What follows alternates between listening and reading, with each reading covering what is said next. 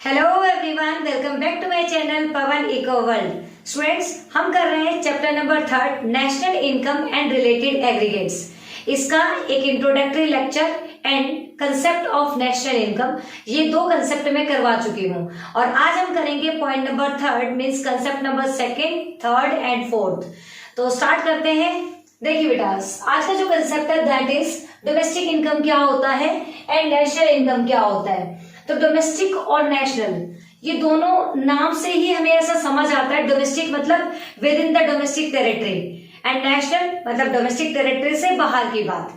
तो नाम से हमें क्लियरिटी है कि डोमेस्टिक का मतलब होता है हमारे देश के अंदर और नेशनल का मतलब होता है देश से बाहर। अब इन दोनों में बेसिक सा डिफरेंस क्या है वो हम करेंगे। Domestic income it is the sum total of factor income generated within the domestic territory. देखिए, इन्होंने पहले ही समझा दिया है कि ऐसी इनकम जो कि डोमेस्टिक टेरिटरी के अंदर ही अर्न की जाती है, हम उसे क्या बोलेंगे, domestic income of a country no matter who generate this income, resident और नॉन रेजिडेंट। ये मैटर नहीं करता कि ये इनकम उस देश के रेजिडेंट ने कमाई है या नॉन रेजिडेंट ने कमाई है। मीन्स डोमेस्टिक टेरिटरी के अंदर कमाई जाने वाली इनकम चाहे हमारे देश का कमाए या हमारे देश का ना कमाए, दोनों को जब मिला दिया जाता है तो क्या बन जाएगा, डोमेस्टिक इनकम। मैं दोबारा से इसे समझाती हूँ। It is the sum total of factor income generated within the domestic territory of a country, no matter who generates this income, resident or non-resident। कहने का मतलब ये है कि ये सम टोटल फैक्टर होता है, सम टोटल फैक्टर इनकम होता है। फैक्टर इनकम जैसे कि rent, compensation of employ, profit, entrepreneur, ये सारी चीजें जो मैंने लास्ट वीडियो लेक्चर में आपको समझाई थी। मीन्स डोमेस्टिक टेरिटरी के अंदर कमाई जाने वाली इनकम वो फैक्टर इनकम होनी चाहिए, ट्रांसफर इनकम नहीं होनी चाहिए। फैक्टर इनकम चाहे वो रेजिडेंट कमाए या नॉन रेजिडेंट कमाए, हम उसे बोलेंगे डोमेस्टिक इनकम। अब डोमेस्टिक इनकम को अगर मैं कहूं तो ये क्या होती है, NDPFC, net domestic product at factor cost. हम इसे क्या बोल सकते हैं, NDPFC भी बोल सकते हैं। और बेटा, डोमेस्टिक इनकम के अंदर net factor income from abroad को इंक्लूड नहीं किया जाता है। क्यों नहीं इंक्लूड किया जाता, क्योंकि डोमेस्टिक टेरिटरी से बाहर की इनकम होती है वो net factor income from abroad. So point number 2 that is national income. इसमें क्या फर्क है, it is the sum total of factor income acquiring to normal resident of a country no matter where the income is generated within the domestic territory और in the rest of the world. वहां पे क्या था, resident कमाई या non resident कमाई, शर्त ये थी कि डोमेस्टिक टेरिटरी में होना चाहिए, तो वो डोमेस्टिक इनकम होगी। इसमें क्या है कि जो इनकम है वो चाहे डोमेस्टिक टेरिटरी में कमाई जाए या डोमेस्टिक टेरिटरी से बाहर कमाई जाए, इसमें शर्त ये है कि इसमें रेजिडेंट की इनकम होनी चाहिए। मीन्स वो जो इनकम कमाने वाला पर्टिकुलर इंसान है वो इंडिया का होना चाहिए, तभी वो क्या कहलाएगी, नेशनल इनकम कहलाएगी। नेशनल इनकम जो होती है बेसिकली हमारा पर्टिकुलर इंसान मतलब इंडिया का कोई भी पर्टिकुलर इंसान या तो इंडिया में रहकर कमाए या फिर अमेरिका, जापान, जहां उसका मन करे वहां रहकर कमाए, बट वो इनकम कहाँ आनी चाहिए, हमारी इंडिया के अंदर आनी चाहिए। हम उसे क्या बोलेंगे, नेशनल इनकम बोलेंगे।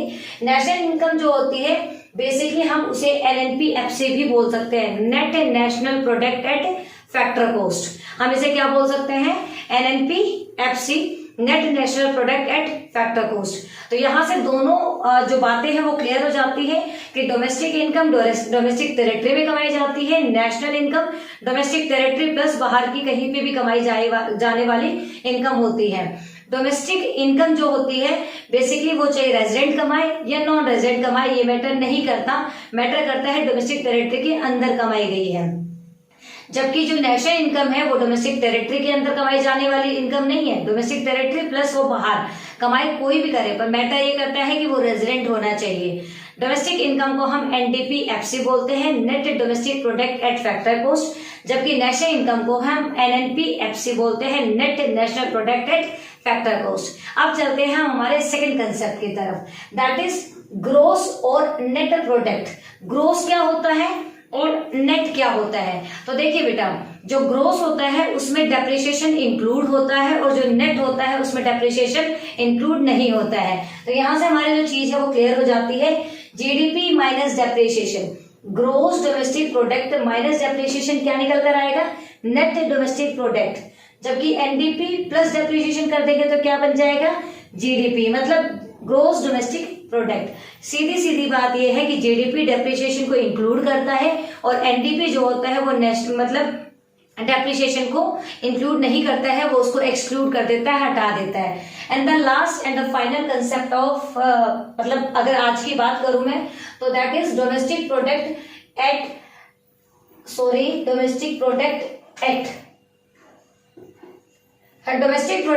मार्केट प्राइस और फैक्टर कोस्ट। कि मार्केट प्राइस और फैक्टर कोस्ट क्या होता है।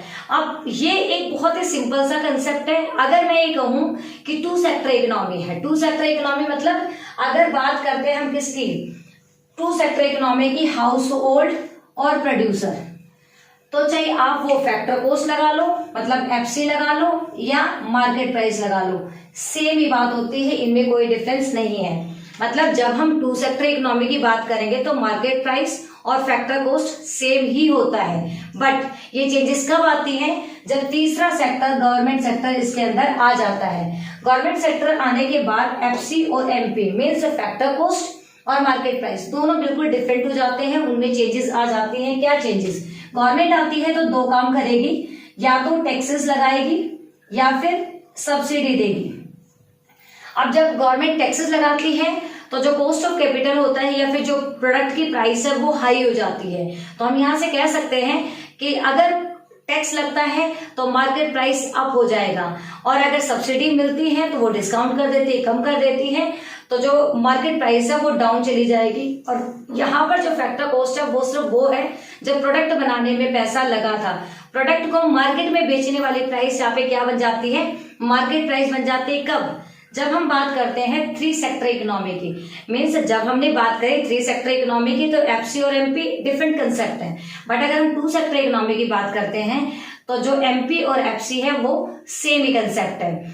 तो ये थे हमारे छोटे छोटे 3 कंसेप्ट आज के। मिलते हैं इसी तरीके के छोटे छोटे टुकड़ों में किए जाने वाले चैप्टर के साथ। तब तक के लिए बाय बाय, टेक केयर।